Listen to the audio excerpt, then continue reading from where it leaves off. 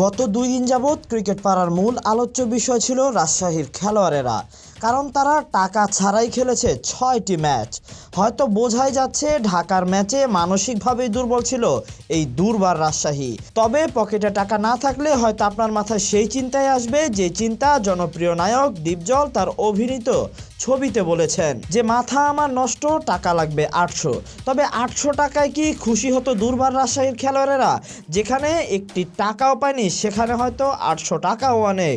তবে এমন দিনা পাওনার আচরণ বিপিএল এর মানকে করেছে আরও নিচু। তবে শুরুতে রাজশাহী মালিকের গলায় যে সুর শোনা গিয়েছিল তা শুনে বোঝা বড়ই দায় যে তার দলে এত অভাব টাকার। অথচ বিপিএল শুরুর আগে তিনি তুলনা দিয়েছিলেন আইপিএল এর সঙ্গে, যেখানে একজন প্লেয়ারকে কেনার জন্য ঢালা হয় 27 কোটি টাকা। আইপিএল বড় স্বপ্ন, তাই সেটা ভেঙে হয়তো তিনি এখন দেখতে চাইবেন শুধু বিপিএল এর স্বপ্ন, যে স্বপ্নে বাধা দেওয়ার জন্য প্রস্তুত ছিল তার দলের ক্রিকেটাররাই। সেই স্বপ্ন আবার জোড়া লাগিয়েছেন তিনি শুধু টাকা দিয়েই।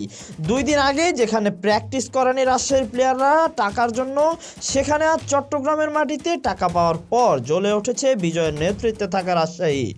আজ দিনের প্রথম ম্যাচে সিলেটের সাথে মাঠে নামে দুর্বার রাজশাহীর টিম। তবে ম্যানেজমেন্ট থেকে যে কথা দেওয়া হয়েছিল সেই শর্ত পূরণ হওয়ায় হয়তো জ্বলে উঠেছে তারা।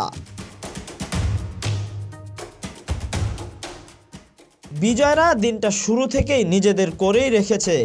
টসে জিতে ব্যাটিং করা রাজশাহী 20 ওভারে সিলেটকে দেয় 185 রানের টার্গেট। তবে সানজামুল মৃত্যুঞ্জয়ের দারুণ বোলিংয়ে নিজেদের তৃতীয় জয় তুলে নেয় দুর্বার রাজশাহী। এখন হয়তো রাজশাহীর প্লেয়াররাও জয়ের উৎসবে গাইছে টেকা ও পাখি তুমি উইরা উইরা আসো।